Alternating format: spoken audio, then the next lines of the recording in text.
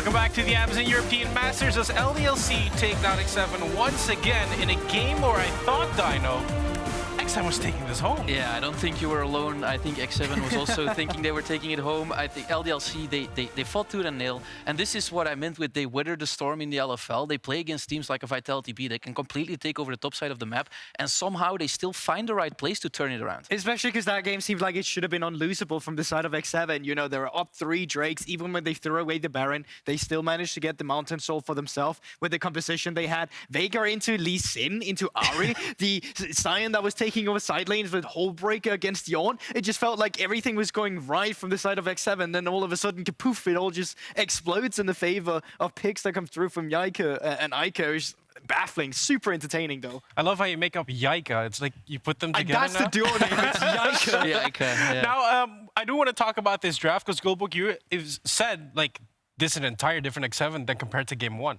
Yeah, 100%. Like, you can see that they got very inspired from what LDLC did in the beginning. And the idea of having that front-to-back composition seemed really nice to them. They tried to, or they decided to take away the Viego on 3 as well. And I actually think that was a really good shout, specifically considering, you know, you already have the Ari coming in as a first pick. Viego's a good matchup into the Ari. Sin as well. It just seemed like everything was coming together from the side of X7. So from a drafting point of view, I actually did not mind what X7 brought. I thought they had the correct tools to utilize and win this game. But honestly, LDLC were just a better team. Yeah, you could see it in the fights. I think it was around 15 minutes, Dino. We see a fight coming out there, and X7 just comes out on top. They don't only come out of top. The thing is, as Goldberg said, that they had a very strong draft, and they actually did what they needed to do to win this game, but the lead wasn't big enough. Yeah, and I feel like you can also see just in a team fight, right? It's not like X7 is not performing in this game. They still managed to fight really good fights, and make no mistake, despite this game going over to the side of LDLC, the early game was heavily dominated by X7. Haru was up 2 levels against Yike, but it just seems like, as Dino has mentioned, LDLC, they know how to weather the storm. They know how to pilot these scary fights, and they managed to stay calm and wait for that late game spot. But it's not only that fight, because Dino, you are standing back at the spot, and hopefully now it's going to work all accordingly. There was another certain moment that you want to talk about. I'm going to battle with technology again right here, because there's a moment where actually, as you can see right now, you might remember this from the game. This is where everything went wrong for X7. They had a huge lead, but you can't see it right now. It's around 3,000. But the thing that at this time is going on is that LDLC have been setting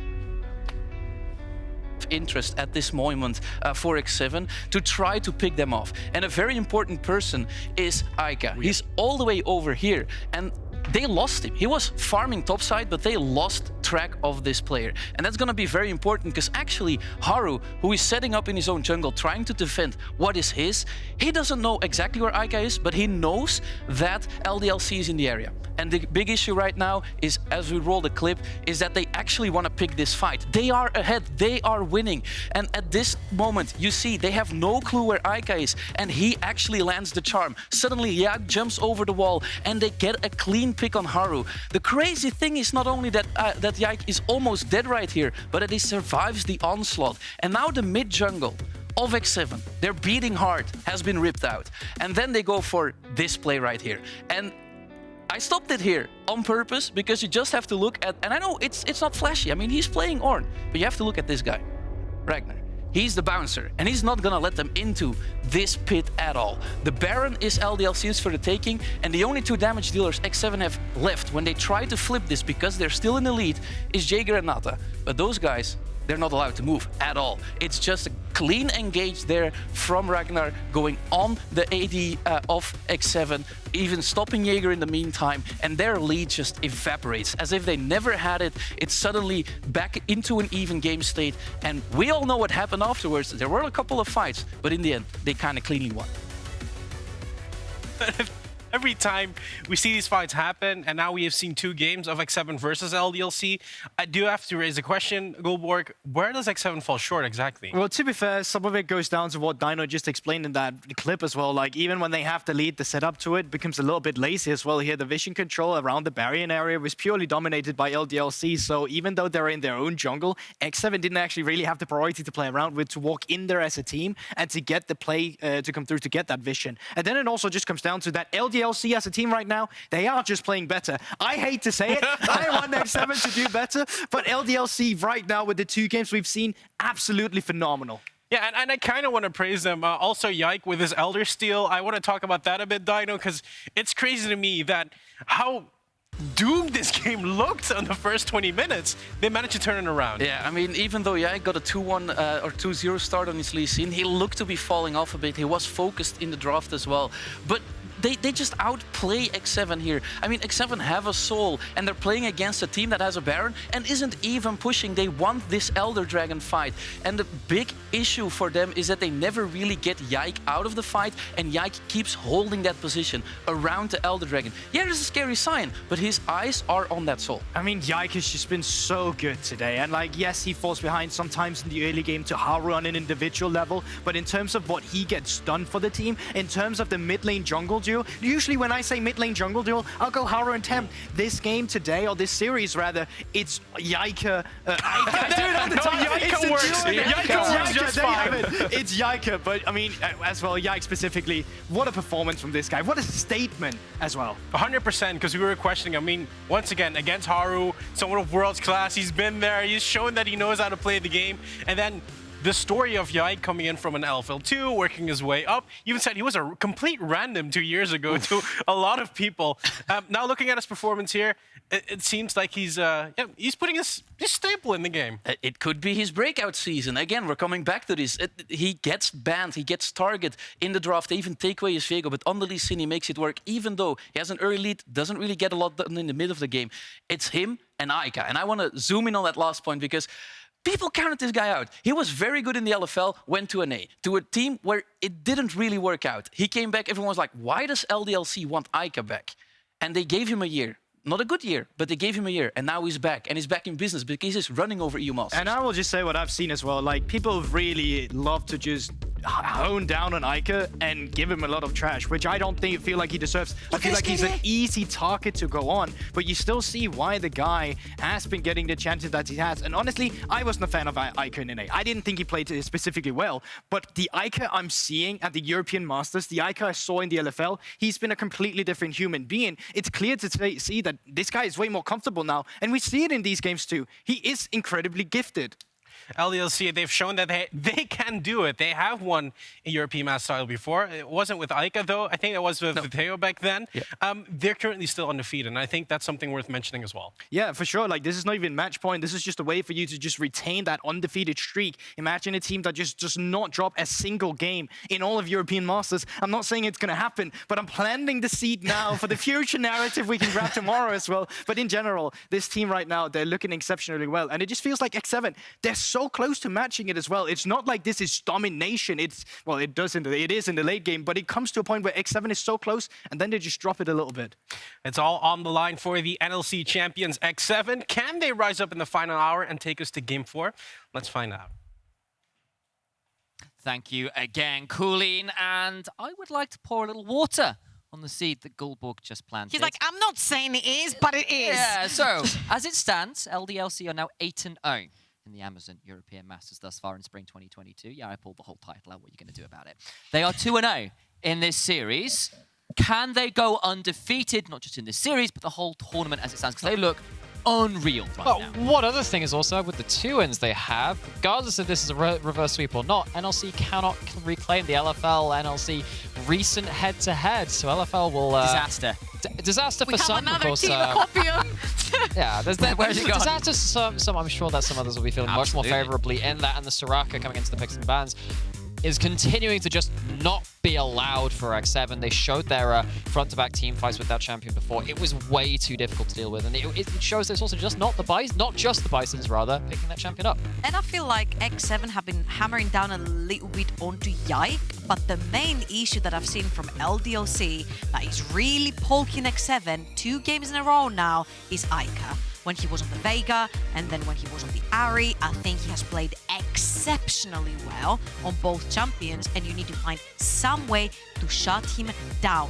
Tempt's LeBlanc is something made out of dreams, and if you do leave again the Ahri open, consciously, we could potentially see maybe Tempt go on the attack for once. So I do agree that Eika has been a problem, but I think on the other side as well, a little bit lower on the map, Nata has really struggled in the first 2 games. Actually, Nata's been struggling ever since the first round robin ended. Second round robin, going into these games here today, and now on the final kind of lifeline that they have, they've decided to ban away the FLICR from Exakick. However, Xayah's left open, one of the 2 shared champions that these 2 have. On the other side though, normally it's been an MF lock-in from Nata. This time it's the Ezreal. I feel like it's the safest choice right here, right? We mentioned how Nata has been struggling a little bit, making sure that you put him on a safer champion where Kasing can actually leave him alone in lane, roam completely to the other side of the map. But now what we need to see is some aggressive picks coming towards the top side of the map. And having red side, I think this is what X7 thinks about, right? Jaeger had an exceptional game on the Sion, had an exceptional game on the Aatrox as well. Tried to get him that counter pick on R5 and play towards the top side.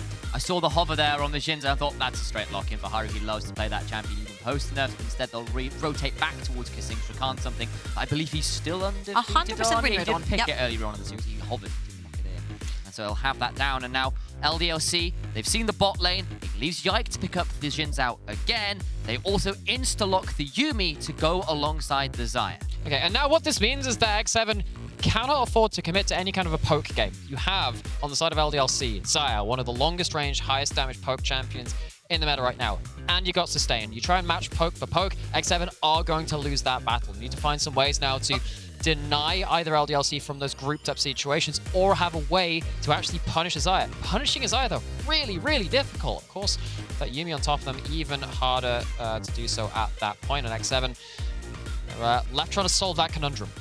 My slight exclamation there is I looked down at the screen and the picking, flashing, hadn't stopped flashing, so I thought it had been locked in. I thought, well, that was a rapid Rengar lock-in, and that was me being mistaken. That would have been very questionable to Zim Xayah. Exactly. Either way, they've actually locked in Viego, which is a lot more normal, and I was in fact baited by the hover, which is a bad idea. I know Ragner hovers the Rengar, actually not in the NLC First Division, but someone who was trying out around that scene is actually a Rengar one trick. There's a guy by the name of Icygale who's really, really strong, and has been scrimming against these. So I was thinking, like, is this like some weird deep scrim meta? But no, it's not. It's just that hover. And we're on to these second bans, and for once actually On's going to be banned away from Ragnar, and the last couple of games Ragnar was really happy to just kind of bite the bullet in the early games and just eventually scale into relevancy. And I really like X7 going towards the Ornn ban right here because you don't have the Brom anymore to stop the ultimate from reaching your backline. But you also do not want Ragnar on something that is just so safe and just scales into the late game and just becomes so annoying to kill, right? Put him on something that maybe is a little bit more vulnerable on banning the Nara way as well. That is also a very safe pick. So what have you got left right now, right? You've got the Sion that could potentially be extremely exploitable, at least in the early game. And then you also have Jaeger on the other side. You're banning the Nara, you're banning the Ornn. Remember, he also has a Tryndamere and an Aatrox on the side. Yes, indeed. And of course, still got to figure out what they want to go towards. You've heard Trouble's thoughts there. I tend to agree. Good thinking. Well, you're an analyst. I'm just here to sort of make loud noises in teamfights. That's a little bit of an oversimplification of what play-by-plays do, but hey, that's what I'll go with today. Are you expecting the mid lane or the top lane to be blind picked here is the question. I'm expecting a LeBlanc pick here from Tempt. I think it is very blind pickable. He played, even though he has lost both games, he's played LeBlanc on versus K-Corp. I think his LeBlanc was absolutely exceptional on both of these two and could potentially make the difference right here. And of course, we said that R5 will belong to Jaeger from the very beginning. He needs that counter matchup in the top lane, especially now that you've taken the two main problems, which is the Na and the Ornn away. We mentioned the Sion as well. It's the only remaining tank towards the top side of the map. Okay. So this is really now quite a difficult problem to solve from X7. You are not winning 5v5s. You don't get to jump in with the LeBlanc and even poke out, try and burst someone out. If Malzahar has flash, you die at that point. Heck, if you don't finish someone off, the Yuumi is still going to heal them back up. So you need to find a way now to play away from the 5v5s. How are you going to do that? I mean, this helps. You need to pay tax, 1.3k. But I look at this set and I think that helps. You can punt a tank right back into their team. Make it very hard for someone like Xayah to actually even get away with their own self-peel, right? Because just the slow and the damage from that showstopper can be enough to seal a lot of these fights. But it feels like X7 is still bought into the group fights.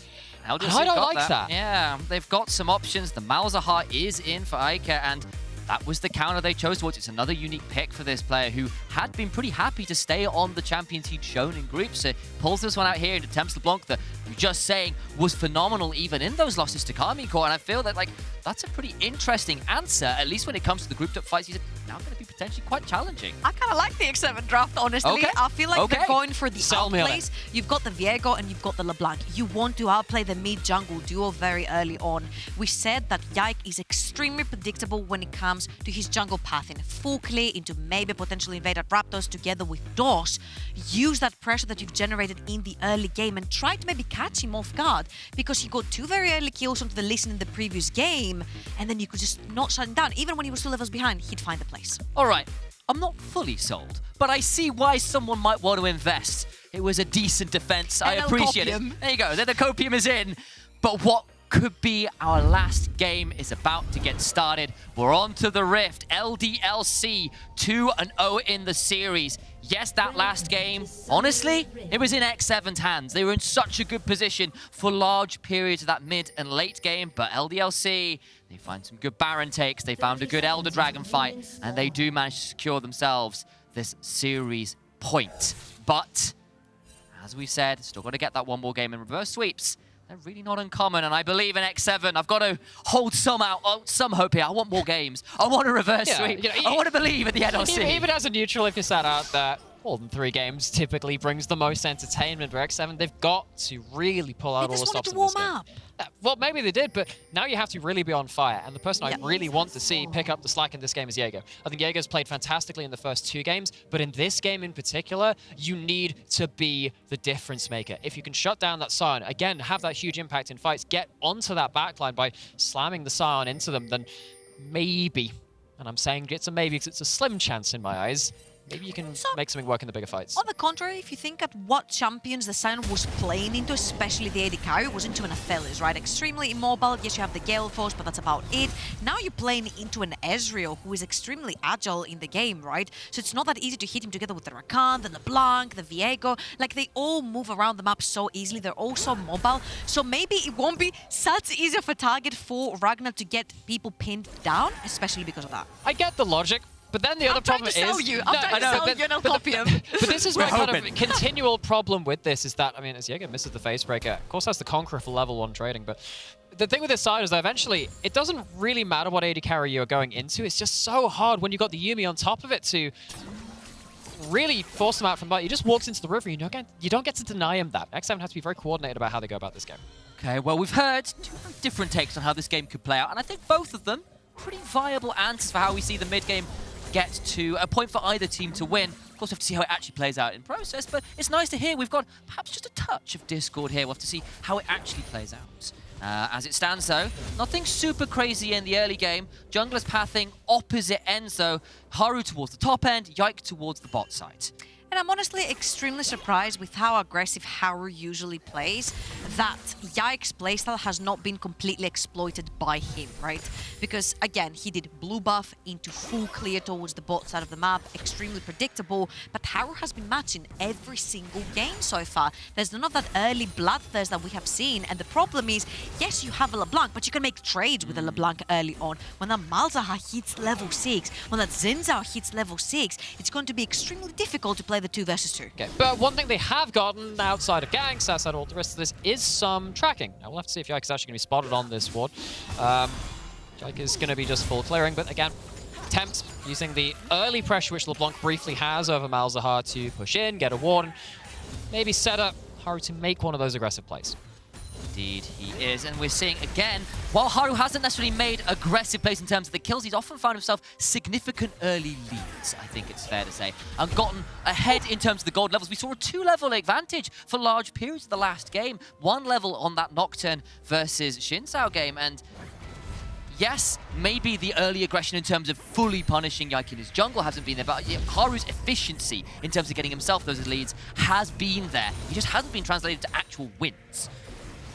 So, one thing which we can say from X7 though is what's happening. We talked about mid lane pushing in. Yike is trying to reclaim some kind of jungle tracking for himself. Is the other solo lane in that top lane, some people call it the Whippo special. I know it from DFM top laner Ebby. He'll be at MSI, you get to see that. Is basically be able to push in.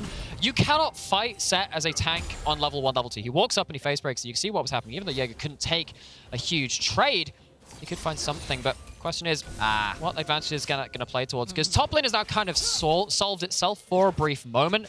Haru's free to go down towards bot side and solidify that lane. That doesn't necessarily hurt him too much though, because he was gonna be pathing bot lane to grab his Gromp, right? So yes, they do spot him trying to get a cheeky lane gang through, but he's gonna end up towards the bot side of the map to start clearing his bot quadrant again. Now my eyes are falling straight into Tempt and straight into Jaeger, the two solo laners, both ahead in gold, both ahead in CS as well. 10 CS deficit in the mid lane, 10 CS deficit in the top lane as well for the LDLC solo laners, and I'm expecting to see a little bit more snowball. It might be worth bringing this one up as well at this point, because Jaeger has been very versatile in the styles he's played. You can see, of course, we put the Sion in there, but it's worth mentioning we did have a couple other tanks we didn't get to fit on the scraps. The Aatrox came out early in the series. It was the Ornn, the Malphite as well. Very versatile styles of play and ways to go about the game. Yeah, and I think this flexibility is something that we've seen through the series, and this is given X7 some potential angles of attack, which is why I said, you know, actually the person I'm looking at most in this game is Jaeger to see how much they can do. Actually, that's going to be Ignite put down onto Kasing. That is close. He's fine with the Guardian Shield and throws out the Smug Cat. Calculated. Guardian was calculated 100%. I was actually wondering right there if Exakick was just going to flash Q really quickly and kill him off. But that is now problematic because you've left Nata yet again underneath the tower, and Haru has to hover around to make sure that his bot lane doesn't get dived. Had some issues potentially with Nata in some of these other games where he's fallen behind a fair way in the laning phase, and once again this time around he is down a significant amount of CS. Of course, the reset will have exacerbated that just a little bit, and Yike now potentially in a spot of ball that has to flash away from the Spectral more. Early jungle fight won by Haru due to Tempt's little roam there, forcing that one out. Okay, so that's a flash. What can you do with that, though? Of course, level 6 now hit by the Malzahar, so this mid-jungle 2v2 has a lot more kill threat on both sides. So we know that LDLC, they're pretty happy to go even in the early game and then just explode sometime a little bit later into an X7, though they have gotten some micro advantages. Gotta feel a little scared based on how the last 2 games have gone. And the mid lane matchup works. Basically, Malzahar will struggle to push the wave earlier on because he doesn't have the mana regen. Once he gets the Lost Chapter, it's much easier for him to put down his little dot and just spread it around, right? This is why Tempt pushes much easier. You put a bunch of skills into your W, and once you W in to get the trade, you also push the wave at the same time. So it's much easier for the LeBlanc. This is why we see the CS advantage towards Tempt, and we see also the advantageous trades towards the Malzahar. But when that breakpoint is reached, then LeBlanc doesn't get to leave that lane. You kind of force there to just eat all of these bad trades. Earlier on, at least LeBlanc can trade onto you while you're trading onto the minions. There's some winning play patterns. Yike doesn't have that flash, but does have mid lane pushed in, as we were saying, and that definitely helps LDLC angle towards this first dragon, which of course X7 have taken a couple of times this series before them. 30 seconds or so until the Herald is spawned, and I wonder whether LDLC will feel happy to go up and potentially contest that one or set up for it themselves. Either way, they do get that dragon uncontested. It's given an opportunity for Yike and DOS to roam in and put down another one of those wards onto the Gromp. There's not really much that can be done to contest this, as the blue buff has been started up right now. I'm honestly very surprised that I haven't seen Kasing leave his lane right now, because we are almost 8 minutes into the game, and usually on the 3-4 minute mark, you will see the supports reset, go towards the mid lane, potentially try to get a summoner or a kill together with their jungler. And right now we mentioned that Ezreal has been picked, so he stays safe in the bot lane. He has the heal as well, flash and E, everything perfect for Nata. He cannot die in the bot lane under a dive, so you go towards them trying to get his LeBlanc ahead. But X7 so far are playing extremely passive. I actually feel like this is something which you've just picked up on there, which is something which I feel has been happening again since the end of that first round robin in groups, because X7 in that first round robin, I thought that Haru, Kasing were linking up very well, struggling to do that as the tournament's gone on, and that's in which again LDLC have done so well, and that is a big break point. However, even though Dragons have gone over, the early game's been fairly even, X7 will get themselves a Herald, so maybe they can dump that towards bot lane, maybe get some gold into Nata, maybe that will free up Kasing to go a bit more beyond that. Tempt hops forward, but that is actually a nether grasp down, but it's going to be traded back, and actually here comes the side of Kasing. Has no mana, has to flash away. That's the ult, that's the flash down. Tempt gets away with it. That could also be the Rift Herald in the mid lane, because if you look at Eika, Summoners doesn't have flash, doesn't have his teleport up and available yet. So close. Haru and Tempt can actually push down here, put the Rift Herald down, shove more money into Tempt's pocket as well, try to get the LeBlanc ahead. See exactly what happens. Kasing's hanging around and... Just about came out. Yeah, I mean, I think the breakpoint there would have been, you know, whether you think you have the burst damage to finish someone off, but then level 6 Xin Zhao, we know that. Xin Zhao, yikes Xin Zhao, just seems to do more damage than other people playing that champion. At this point, though, we have got to say, despite the Xin Zhao doing a little bit more damage, as you said, he does very, very well with that champion. Holy moly, we saw what he did in that first game. Most damage in the game in Xin Zhao, quite hard to do with the champions he was playing alongside. Still managed to get that summoner out. It's the flash down as well, Michael. You've got the Herald inventory as well. I feel like you can go back mid over the next couple minutes and try and capitalize on the advantages you have just got for yourself. Yeah, because if you look on the minimap right now, Kasing is already making his way down the mid lane yet again, and it's exactly the proactivity that we were looking to see from Kasing's Rakan from very early on. Right now, I'd love to see him pair up together with Haru, pair up together with Tempt, try to punish, as you mentioned, initialize that Malzahar that's sitting in the mid lane with no summoners, because once he has no summoners to TP back into lane, you lose XP gold, the Herald is still in Haru's pocket, you completely demoralize that tower. So, I agree with you. I think that Kasing getting out of lane is something that we already highlighted, something that is very important. But he's already done it after DOS made his way onto the map first with that first reset. And what that means is that vision was already put down by LDLC. There's already vision either side of mid, and though X7 have reclaimed a little bit of that, it's not like an out and out when you can see the LDLC do have information to make their mid game plays with now. Towards the bot side as well, you can see Exakick and DOS got a big shove in. They're about to get a third plate for themselves down here as Nata. That's the price of leaving him alone. You don't have a lot of wave shove as this Ezreal. Exakick and DOS have done so well with their advantages over the course of this series. Yike and Eika played exceptionally well. Haru and Tempt, great last game, but wasn't enough. I still feel Exakick and DOS have just been a cut above in a lot of ways. And that has led to what we saw, DOS getting the first reset, being able to get into mid lane, get that vision, because they have that wave push. Okay, well, he also gets to return to bot lane first too, because Kasing looks to match. That leads to this whole flow of events where Exakick and DOS are getting advantages which might not seem as visible, but have been very impactful, as Sam was just saying. Yeah, and Tempt, the second he dips himself into Fog of War, LDLC have to instantly respect that. You see how Exakick pulls a little bit further forward, Yike has to hover towards the bot side of the map because Tempt goes into Fog of War. And I'm actually getting a little bit worried here, because every time Exakick has been left alone to his own devices to farm towers to get early game platings, it has not ended well for X7, and I think he's one of the very crucial parts of LDLC of why they actually snowball so well. Okay, look at that vision. You can see the Haru's been spotted, and again, LDLC are just getting there to the play first currently. They're making sure that they have the numbers advantage. In X7, we asked them to play through the mid-jungle, maybe play through top lane. Kasing's going for it. The charm, gonna try and turn this one out. Of course, there's another grasp available, but it's too late. He's dead to rights. Nice burst in the mid lane. X7 get first blood. 20 seconds until the dragon spawns. They got a Herald and infantry. Yike and DOS here are around to defend this mid lane turret, though, so they try and stop as much of this as they can. Oh, look at the top side of the map, though, because Ragner has the ultimate. He might just pull the trigger. Not going to pull it as yet. They'll back away. They'll take the plates. With mana out on Tempt, he's going to get a reset and a teleport. But with the dragon around, maybe they won't actually translate over to this. Don't feel comfortable enough. And that was, again, a good window of timing for X7 to make that play. And Kasing on this Rakan, we asked him to make those early plays. And it's happened a little bit later into that game, but it's still kills that Malzahar, and it's a kill too. LeBlanc stacking up a Dark Seal. We know that helps snowball, but again, what's the cost? Exakick, which feels like for the millionth time this series, is getting an individual advantage in his lane. Again, a lot of that is spawned from them getting that push, outplaying the 2v2, which allows him this extra kind of advantage. It's a very deep space for this Viego to be. I know he's trying to punish because the dragon's going down on the other side, but does manage to get away with it. Might go back to the blue buff now. And every time you look at a Rift Herald going down, right, you're like, okay, what is the worth that I get from this Rift Herald compared to the time and resource investment that I made to take the Rift Herald down? For Haru to be inactive on the map to take the Rift Herald for that amount of time, and Tempt might have gone a little bit too far forward, but the reality of the thing is, as we get in the replay right here, I think this is the kill onto Eika in the mid lane. Of course, Eika does see, and the chain misses right there from Tempt as well, but engaged from Kasing, and the flash is going to be enough to take him down, since he doesn't have the flash available for himself. But again, the Rift Herald going down takes about 2 platings in the mid lane, but Exakick on his own, he's taking an entire tower together with its tower platings minute 40. And actually, you think, okay, you get some gold onto the LeBlanc, that's nice, but who isn't getting that gold? It's not your Ezreal, so you're starting to fall behind this Xayah. It's not your Sett, and Sett now has to play against a Frozen Heart and a Balmy Cinder on that Sion, and only has a 10 CS advantage. Sett hasn't got their individual lead in the way that you would have wanted to see as an X7 member as well. LDLC at this point feeling very comfortable with where their gold is and what you've stopped X7 from building up in their own leads. I can make it worse if you want.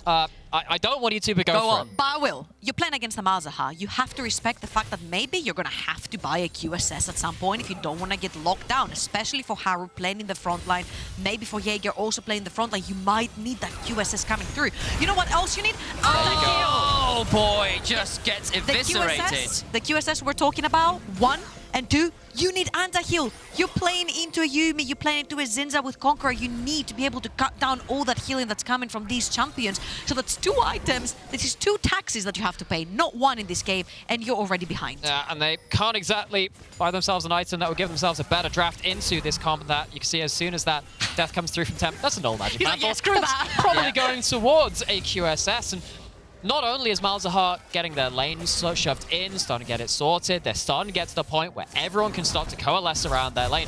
These guys kick taking up some decent damage from Sett on the side lane, but Jaeger, as much as they have been one of the brightest sparks from X7 for most of this series, just hasn't done enough in this early game. Maybe hasn't been given enough support to do much in this game, but still, X7 really struggling to make this early game work, and LDLC seems like they're a huge advantage at this point. Really are, and of course, Tempt got that first blood, but then dives in for what looked like a bit of poke, immediately rooted in place, and disappears. They've got a second Herald that's being started up. There's 2 dragons already in inventory for LDLC. X7 are around to contest for this, but Nethergrasp's not quite up, but they've got themselves damage maybe to make this one difficult, and they are going to contest, but this is going to be a big blowout fight. Yeah, look at Jaeger, has himself an ult. Oh, that's a lot of damage. Jaeger gets some damage down, but he's not really managed to get too much down in the back end of it. Ults them away, but he's about to fall down, falls down to Yike, and it's a disaster already, trying to charm up as many people as they can. Yike gets traded back into 1-for-1 right now. Can they kill off DOS? They've rooted him down. They're going to try and get the kill, but the Nethergrasp came up, and that means Haru is dead. Kasing now trying to run around. Double kill for Ragner, who throws down the ult, and LDLC are just running away with it. The train is unstoppable. And we might just be seeing LDLC going completely undefeated so far in this Amazon European Masters. This is a freaking masterclass they're putting down for everyone who doubted that they were better than Kamaikop coming into this LFL season, who doubted that they were better than BDS Academy. They've left all of them behind, undefeated, and now they're taking on to the NOC's first seed. And they might have a chance to meet those teams later into that tournament, or at least Kamaikop BDS Academy went out in that group stage, but X7, as much as we talk about the LFL teams being so strong, X7 were touted of being up there. I believed that they could come out the better team in this series, but LDLC have seemingly put that really to bed, put it to rest, because X7, this one doesn't look like a contest anymore. It was a compo, we said, if this Malzahar gets to a position where he can shut down the likes of the LeBlanc, it gets increasingly difficult. QSS has now been bought for Tempt. Point out on my screen by Trouble. Appreciate that, Georgia. And that, yes, you've got that, but it's delayed damage. You're down 3 kills. You're down the second Herald. You're down 2 dragons. It's sole point in 20 seconds, and you've lost control of a lot of this map. LDLC in firm control of this game. I feel like if X7 can somehow stop the bleeding by maybe stealing the dragon, stopping the soul win condition for LDLC, they could still have a chance going later on into the game, right? Because there's a bunch of poke from the Xayah, there's a bunch of poke coming in from the Malzahar as well. Maybe if you have an Ocean Soul, you could try and stall these fights, but right now you can't even walk up to fight. Okay, they're looking for it. Jaeger has an ult again. Watch the Sett. They get to the backline. It's not the best ever. Exakick stays alive for now. Kasing is going to get out, but that's just a dead Sett. Doesn't even get to ult, doesn't get to Haymaker. Nata over the wall, away from the oncoming unstoppable onslaught.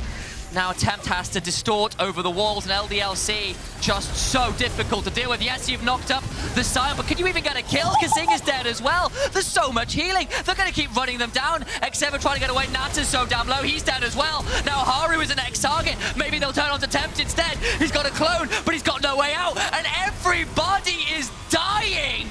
the whole of X7 fall, and LDLC 10 to 2, 80 minutes in the game. It is a whitewash. What an absolute stomp of a fight. Remember when we were in that draft, when we got to the last pick from X7, and I was starting to say, oh, they're in a bit of a rough situation here. You're not winning these 5v5s. They lock in a pick which says, well, maybe we have an option in the 5v5s.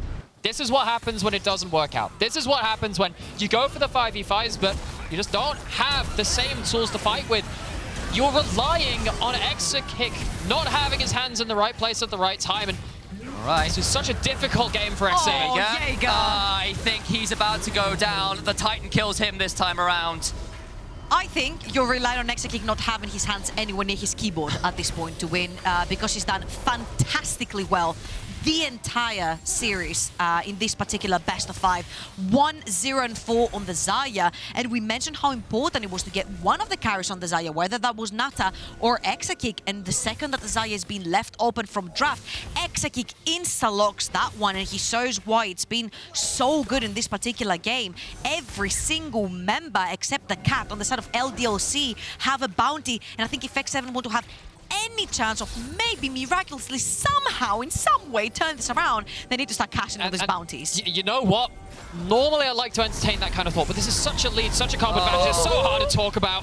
Haru's in the middle of nowhere. He'll fall down just like that. You get a root, but they're not going to be able to get the kill. Kasing's into the backline. It is a desperate attempt, but Nata gets exhausted. And he's dead as well, and Kasing now running towards the enemy base. Jaeger's going into the backside of his Tempt. Is dealing with Eika on the other side. It's not going to work out. Big damage onto Yike, but he's not dead. A decimating smash comes through, and now Jaeger in a 1 versus 4 falls down. It reeks of desperation. Tempt's clone is hit with malefic visions, but he does get out alive, and it's straight onto the Baron. United in the 5v5, X7 fail, but divided in the 1v1s and the 1v2s, they just fall apart. Now, LDLC claimed themselves that Baron, and as much as we were entertaining some ways into the game for X7 for this bounties on players, on objectives, it was always so hard to entertain that, because they were so far behind in what the comps do in terms of what these individuals can do in X7. They are staring down a 0-3. At this point, I'd be like, yeah, maybe move on and just think of your next draft. There is no next draft. LDLC win this. It's over. They're going to semi-finals. But again, you see the fight. The second Haru goes in. You have to respect the Malzahar silence. You have to respect all the CC and shielding and healing that's coming in. But X7 are not done trying. Tempt does a little TP and flies Eika's away. in trouble here. He's going to get knocked up, but has a stopwatch, and so survives. Nata's in trouble. Dos gets Haru, and they'll start running people down. Nata in the middle of nowhere on the other side. Massive damage on the Tempt. He has to get out of dodge. Kasing is dead. Jaeger sure to fall afterwards. It is a complete rout. They're being run off the face of Summoner's Rift. Tempt goes for a chain, suffers his entire health bar. An audacious charge takes down Tempt. The world champion fell moments before it's Nata alone. LDLC looking to go 9-0, looking at the potential of being an Amazon European Masters finalists, champions. They are the reigning LFL champions. They are utterly imperious in this series. They're on to the Nexus Towers, and the rest of the teams need to look on and tremble. Gilgamesh wishes he could be this kind of dominant. It is a myth in the writing right now. X7 broken on the fountain, broken over the knee of the LFL first seed. Welcome to the semi-finals, LDLC. Enjoy your stay. And the LFL also puts a little bit of a hold on the question mark of NOC or LFL. So far, it's LFL all the way. And the only way to turn your little graph around with the win-loss for LFL and NOC is possibly Bifrost, who could maybe face this LDLC in the semis. But that was almost unceremonious, I would say. Game 2, back and forth, close affair. But that game 3, it was never really in question. There were maybe questions from the draft, questions from some of the early plays, but LDLC, all of the questions they had to answer were completely on the mark. Hey, I predicted right. Well done. Thank you. She was going to call it out at some point. We have to deal with that. An extraordinary series from LDLC, who are now undefeated at the Amazon European Masters thus far. 9-0. They are going to move on to the semi-finals, and after the break, we will hear from their DOS on their incredibly clean victory. See you in that moment.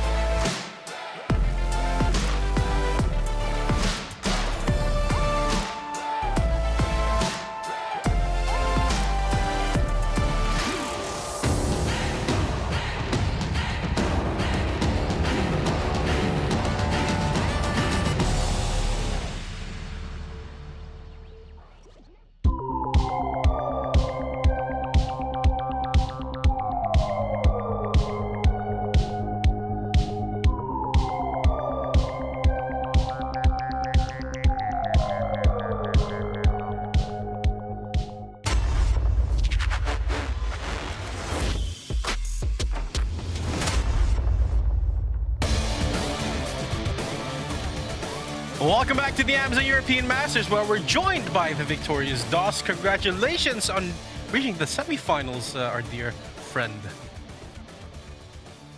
And he's gone. Well, Is he gone? I don't know. I'm sure he'll come back. Is Oh, there he is. Oh, there he is. I'm here. Congratulations, man. Thank you, man. I gotta ask the question though. Even though it was a 3-0 series, and I need to say sometimes it felt like games were pretty close. You're currently still undefeated. Have you felt challenged so far in this tournament? I mean, obviously every team is a challenge. It's like, even though the games like sometimes look like a storm or something, it's not like it is an actual storm. Like you saw game 2, for example, like it was super close, and I think either game could have went like that. But obviously the last game they're like under a lot of pressure because they are 0-2 down, and they have to like come up with something spicy because whatever they planned was not working. So they have to like try and mix it up, which is obviously hard, like doing in the middle of a series. And I think this time around it just did not work out for them. So the game like looked really easy. But it also still seems like you are a very well-oiled machine as a team right now. Like even just looking at Rift Herald plays, everyone just grouping around mid lane, the mid-jungle support duo coming in. How's it been as a team, especially with 2 veteran players like yourself and Eika, slotting in a player like Yike? How's it been playing with him? I mean, I think Yike is actually doing exceptionally well. It's like coming into this team in the off season.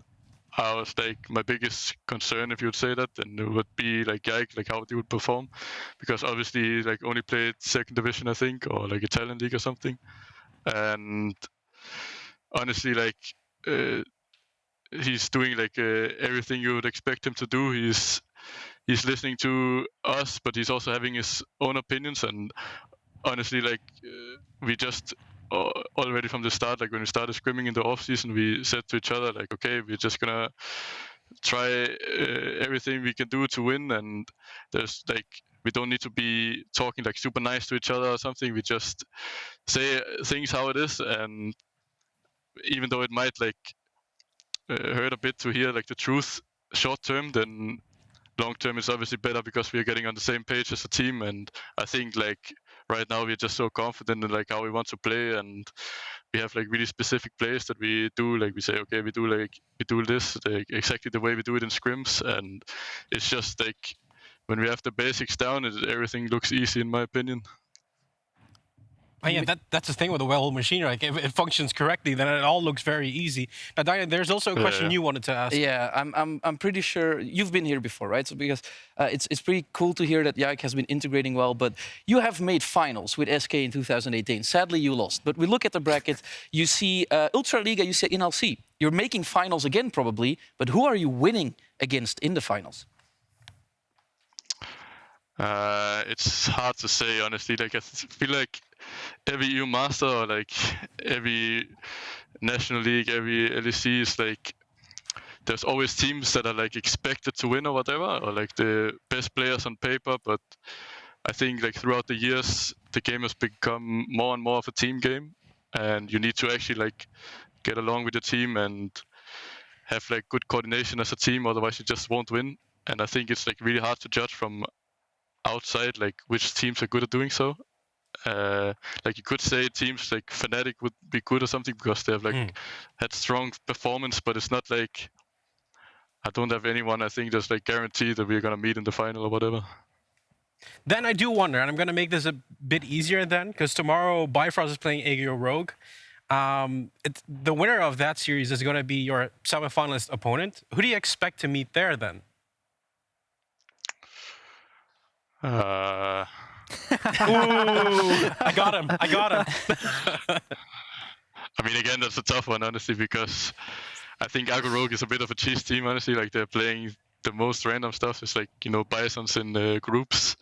They just are willing to play their own style, I guess. So it can either work really well or it can backfire completely. So it's a bit of a 50-50 in my opinion. So many political answers. Yeah, he's really good at this.